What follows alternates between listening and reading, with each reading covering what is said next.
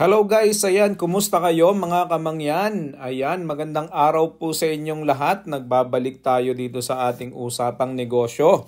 This is Anthony. Ayan, so maraming salamat po sa patuloy na sumusuporta at nagsusubscribe sa ating channel. So kung ikaw po ay bago dito at hindi ka pa nakapag-subscribe, please subscribe na po kayo. Ayan, para na sa ganon, patuloy kayong magkaroon ng notification para sa mga susunod natin mga video. At sa lahat ng mga hindi pa nag-click ng notification button, please click your notification button as well. Ayan.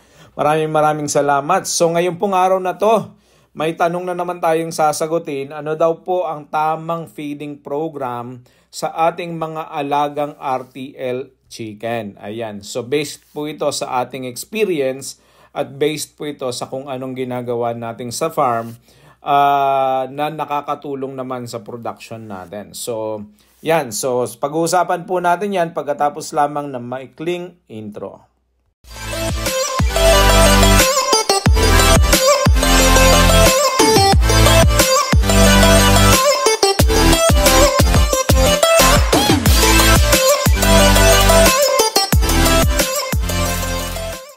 Okay guys, maraming salamat. Welcome back dito sa ating video. Ayan, at thank you for staying. Ayan, so sa lahat po ng mga kababayan natin, mga kamangyan natin, mga ka-RTL natin na nagtatanong po at medyo hindi pa rin nagagamay yung tamang feeding program, ito pong ibibigay ko at ibabahagi sa inyo. Ito po yung ginagamit naming feeding program dito po sa aming farm. No? So, bear in mind po, ito po isa sa pinaka-importante na dapat nating ginagawa, guys. No? So, kapag ka po tayo ay walang maayos na feeding program para po sa ating mga manok, kapag ka po kinukulang yung kanilang mga kinakain, ibig sabihin po, hindi po sila makakapag-produce ng ating ini-expect na production, no? Kapag kulang po ang kinakain nila, no? So kapag sobra naman po ang kinakain nila, syempre magpo-produce sila ng ini-expect natin sa kanila, pero dahil mas marami nakakain nila, ang nagiging problema, nalulugi po tayo sa pagkain. So ibig sabihin po, dapat saktong-sakto lang. Kasi kung sumobra po yung pagkain po hindi yun po nakakatulong para dun sa yung sobrang pakain, hindi po yung nakakatulong sa pagpuproduce ng mas maraming itlog. Hindi po ibig sabihin, mas marami kayo ipapakain, mas maraming itlog ang mapuproduce. Hindi po. So dapat sakto lang, at kung anong ini-expect natin na itlog, isang araw sa isang manok, isang beses, isang araw, yun po ang kanyang ipuproduce kapag ka po siya ay merong saktong pakain. So importante po dito, ang keep po dito ay hindi sila kinukulang sa pagkain. At dapat sakto lang po yan sa kanilang mga edad. Ayan. So, pag-usapan po natin guys. No? So, pag dumating sa inyo ang inyong mga manok, that is 16 weeks old po yan. Ibig sabihin, malapit na silang mag-mature para sila ay mag-produce ng eggs. No? Ng kanilang mga laying eggs. Yan ay nasa mga edad na ng pwede nang mangitlog yung ating mga manok. So pag dumating po yan, kalimitan yung mga manok na yan ay galing sa grower feeds. No? So importante po na magkaroon tayo ng tamang transition from grower feeds papunta ng layer feeds. No? So pag dumating po yan sa inyong mga poultry, pag in-order nyo yung inyong mga manok, 16 weeks po yan, kayo po ay umorder na din sa supplier ninyo ng feeds na grower. Yung ginagamit po nilang grower ay inyo din pong orderin doon sa inyong supplier. So tanungin nyo po kung anong klase ng feeds ang kanilang pinapakain sa kanilang mga RTL chicken na before 16 weeks old. Tapos kung wala po yan sa inyong mga lugar, orderin nyo na rin po yan doon sa inyong mga supplier. Para na sa ganon, pagdating po ng manok sa inyo, hindi po mabaguhan ang manok sa kanilang mga kinakain. So halimbawa, ang inyo pong in-order pagkain ng mga manok ay na grower ay halimbawa ay isang sako, no? So 50 kilos for how many days? Halimbawa for 1 week, no? Kung halimbawa 100 lang ang inyong in order, so pwede na sigurong yung isang sako para sa transition ng grower o 2 sako. Sa amin po kasi isang sako isang araw. Ang ginawa namin, pinakain namin ng grower ng 1 linggo ang aming mga manok nung dumating sa amin. Tapos pagdating po ng pagkatapos po ng 1 week, amin po siyang utay-utay i-transition. So pag nag-transition na po kayo sa 17th week, dapat po yan ay 25-75 sa unang mga 3 araw, tapos sa susunod na 3 araw po ay 50-50 na, tapos sa susunod na 3 araw ay 75-25, and then yung yung mula pa 9 na araw hanggang 12 araw, ayan po ay full 100% feeds na. Ayan, so na layer, ibig sabihin. So imimix nyo na po yan sa transition ng inyong feeds, yung layer at saka yung grower, para hindi po mabigla ang inyong mga manok. At magsimula na rin tayo doon sa 17th week, nagsisimula na tayong magpakain ng layer feeds, no? May mga iba-ibang mga klase ng layers. So yung iba gumagamit ng layer 1, may layer 2. Yan yung mga ginagamit nila, iba-iba, no? Anyway, hindi lang po yung transition ang importante, guys, no? Hindi lang ang importante yung transition.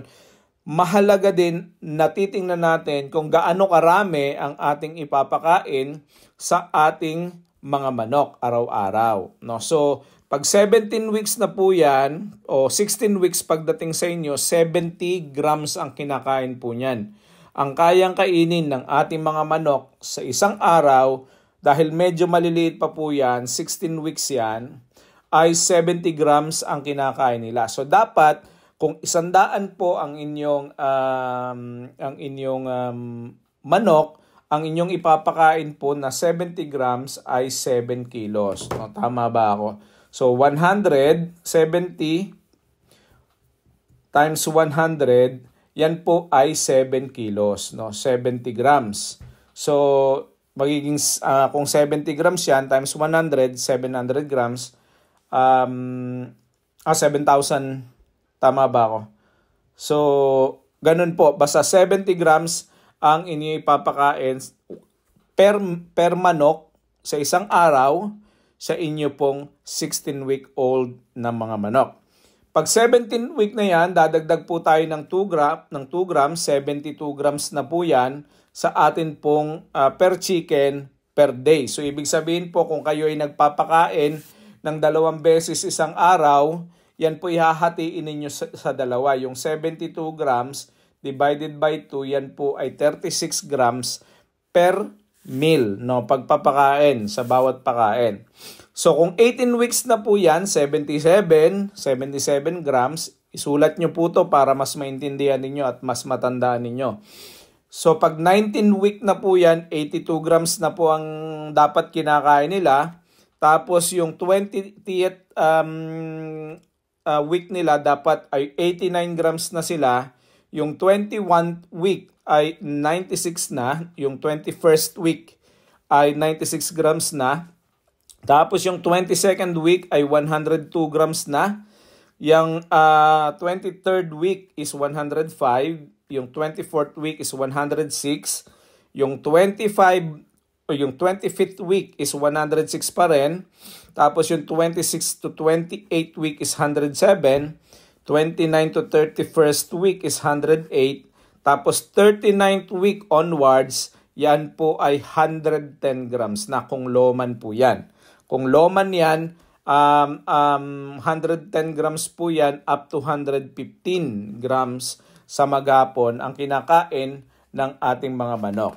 So, mahalaga po ito na nababantayan natin kung magkano at kung gaano karami ang kinakain nila dahil ito po ang magdidetermine kung magkanong expenses ang inyong kakailanganin sa inyo pong pag-aalaga ng ating mga manok.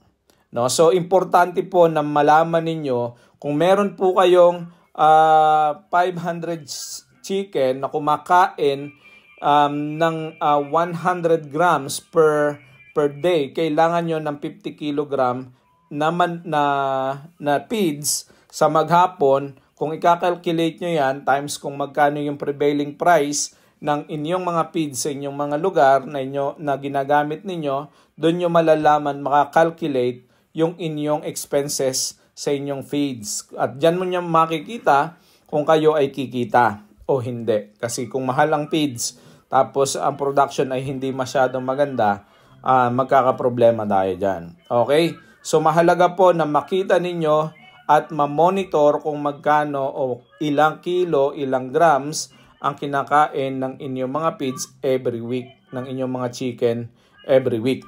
So yon, mahalaga po yon. Kanina binabanggit ko po na kapag sobra, hindi po yan nakakatulong. No? Kapag sobra ang pakain, mag-overweight lang po ang inyong mga manok pero hindi po yan nakakapagbigay ng extra na benefits para mag-itlog ang inyong mga manok ng mas mabilis o kaya ay mas marami. Kasi ang manok po, ang average na itlog po ng manok sa isang taon is 330. So ibig sabihin po may araw talaga na ang manok hindi nangingitlog. Ang kanya pong pangingitlog is ang cycle po ng pangingitlog ng isang manok is 24 to 26 hours. No? So bago po makapag-produce ang isang manok ng isang itlog, it takes about 24 to 26 hours. So, ibig sabihin, kahit pakainin nyo ng pakainin yung mga yan, hindi yan iitlog ulit kasi ang kanya lang kakayanang mangitlog is 24 to 26 hours. So, hindi po yan makapagbibigay ng extra na benefit kung kayo po ay nagpapasobra ng pagkain. So, dapat saktuhan lang guys, kasi ang kailangan lang ng ating mga manok ay yung saktong pagkain at saktong nutrition, saktong multivitamin, saktong minerals na kailangan nila sa kanilang katawan para nang sa ganon ay makapangitlog sila doon sa 24 hours to 26 hours na period na yon. Okay? So sa mga nagtatanong po kung dapat may maayos na feeding program, dapat po talagang meron kayong maayos na feeding program, no? Dapat hindi kayo nasobra pero hindi din po kayo nagkukulang. Dapat sakto lang, no? Saktong-sakto lang. Okay? So pwede naman kayong sumobra ng konti sa mga vitamins ninyo at minerals, hindi po yung kasing mahal ng feeds, no? Kasi kung sumosobra kayo ng isang halimbawa sa isang araw ng 2 kilo ng 2 kilo, nagpapakain po kayo ng sa 30 days po ang 2 kilo ay 60 kilos din. So, meron kayong added expenses na more or less nasa 2,000 pesos, which is unnecessary. No? So, dapat po ay paka-monitor natin yung ating mga feeds intake ng ating mga manok. Wag sobra, pero wag din pong kulang. So yon guys, sana natutunan ninyo, sana itong shinare ko ay nakatulong sa inyo. Ito po yung ginagawa namin para ma-regulate namin yung expenses at the same time, hindi namin natitipid yung aming mga manok. No? Hindi nagkukulang kasi napaka-importante na hindi magkulang. Pero hindi din po dapat natin tinitipid. No? Ibig sabihin, hindi natin binibigyan ng kulang pero hindi din dapat natin pinapasobrahan. So kung nakarating ka guys dito sa end ng video na to, maraming salamat at sana ay tulungan mo ako para lumawak pa yung ating channel at please paki-subscribe mo naman itong ating video para na sa ganon ay marami pa tayong matulungan. I-like nyo rin at saka mag-comment kayo Kung may mga katanungan kayo, may mga suggestions kayo, at may mga gusto kayo na i-content natin. Maraming salamat. God bless and I love you all. Bye-bye!